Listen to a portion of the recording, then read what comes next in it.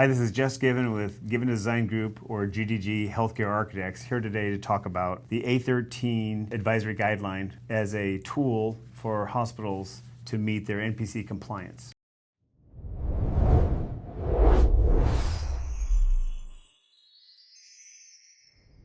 I'm going to break this discussion down in a couple of different components to help illustrate how this is a useful tool and an economical tool for facilities to achieve the compliance by 2030. The first goal really for this item is to understand what the different components are of a building, a hospital. So the OSHPD looks at it in two different categories. It's either structural or it's non-structural. And so both of those areas need to be in compliance by 2030. So real quickly, structural is called Structural Performance Category, and that's SPC, and you need to be SPC-5 by 2030. So what that means is you go through a series of upgrades in your hospital until eventually SPC-5 is achieved. And what SPC stands for is the Structural Performance Category, and that's your steel columns, your steel beams, your concrete floors, your steel decking in each level. So that's really what the skeletal structure of your building. So that's the SPC category. In this particular discussion, we're going to be talking about the NPC category. So that's all your non-structural items. So non-structural is everything that, all the contents of the hospital itself. So your non-structural items are ventilation systems, big ducts, fire sprinkler systems, large conduits, electrical rooms, panels and electrical switchgear and ATSs, and components like that. Digital imaging equipment like, say, an MRI or a CT scan or a fluoroscopy or X-ray or something like that. So all of that is considered digital imaging, and those are non-structural. They're not supporting the building. They're components that are within the building. So again, they all fall into the non-structural performance category. And the goal, OSHPD's goal, is to ensure that all the stuff within the building is anchored and remains operational after an 8.0 earthquake, so that it still can provide services to the community. So when there is a large seismic event and there are utilities and services that are broken around the city, the hospital still has the ability to provide services to that community. So those are the two categories. And now in this particular one, I'd like to kind of share what the advantages are of the A13 guideline. This was published by OSHPD in March of last year, and it's really an alternate approach. So a typical approach, break the typical versus an alternate approach, which this is. A typical approach is you hire a design team, they evaluate the entire building, they put all the documents together, they send it out to bid, and you wind up with a price tag on that, which is going to be, I don't know, off the top of my head, $20 million. It could be 20, it could be 8, it could be 15. You're going to be paying a large price tag to anchor all the components on the floor that are related to non-performance category items, such as explained before, CT scans, MRIs, panel boards, electrical switchgear, etc., and all the stuff above the ceiling. So all your sewer lines and all of your sprinkler lines, everything has to be anchored. And so the alternate approach is when you don't have a $20 million capital sitting in your bank, you don't have those funds available. This approach allows you to start in more of a piecemeal approach. So you can take an entire floor and call that entire floor milestone 1, and you're going to do little sections of that floor. As you move around, you're going to go from area to area, corridor to corridor, and eventually you're going to hit that whole floor, and that's your first milestone. And the advantage to this guideline is that far too often when you open up a ceiling and you find a zillion non-compliant conditions, the typical approach is if you see it, you got to fix it. If it's non-compliant and you see it, you got to fix it. In this case, OSHPD's so much more concerned about addressing the NPC category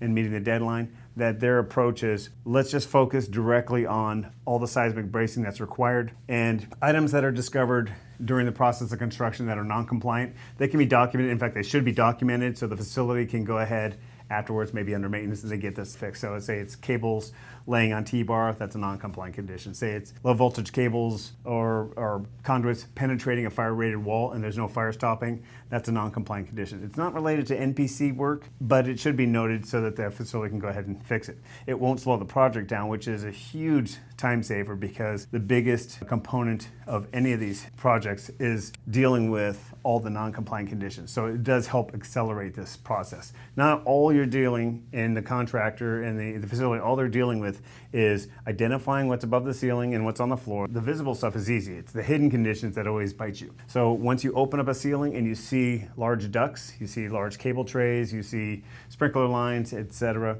that aren't anchored, you write those down, you identify those on the plan, and you provide an anchorage system that is compliant for each of those different systems. and then you document it, you photograph it, and you make notes on your plans, and you move to the next area. And you can continue just leapfrogging around the entire floor, and then once it's all done, that's considered milestone 1, and then you can go up and do the next floor. So the advantage of doing a leapfrog approach versus doing a holistic approach is that you don't need to come up with the capital that you would as a design build award project. You can do it as a ongoing project. So you have a budget, you have money that's set aside, but you also know that that money isn't all going to be spent in the first year. So you only need to come up with a minimal amount to keep the flow of construction going. And then from there, once that phase is done, move up to the next level or move down to the basement level and you start that next phase. And so you can do each of these phases in incremental sections that allows you to, and allows the whole design team. So the SEOR, this is structural engineer of record, the AOR, the architect of record, and all the different engineers, they can come together. IORs, the inspector of record, and the contractor and OSHPD can all come to the site, take a look at what's there, and all agree that these are the items that need to be identified as being needed to be anchored. And then once it's done, the ceiling's closed back up and you move to the next area. So that's really the biggest advantage of taking this approach, the A13 guideline. So to help illustrate this point, I just printed out a sample floor plan of a facility. And so often, as everyone knows, it's really a challenge to renovate a space, a hospital space, that's fully occupied, because now that those medical teams have to relocate all those patients, and those rooms that they move them to have to be licensed for the type of acuity that those patients are there for. So for example, if it's an ICU, they have to be in ICU type beds. So it means creating make-ready spaces, move those patients, then do the work, and then move them back. So the advantage of doing it this way is you're doing it in smaller bite-sized pieces. For example, if you were just going to take this section right here, and it doesn't have to be large. It could be literally something that looks like this. And you do this as milestone 1. So this is called this M1. And we open up the ceiling. So it's a minimal area that you're affecting out of the whole hospital. And the project team consists of the contractor, the inspector of record, the engineers, the architect, and OSHPD, or the field staff. So the project team will come out here and take a look at it, and we would see above the ceiling various utilities. All of those utilities have to be, we'd identify which utilities, but all those utilities have to be braced. And then once that's done, this room gets closed up and we move over to a next phase. And the next phase could be something as simple as this, where it's very similar. And then we just call this milestone 2. And so we can take on this phase. Now you can see the advantage of doing it in smaller bite-sized pieces is it allows you to kind of hop around.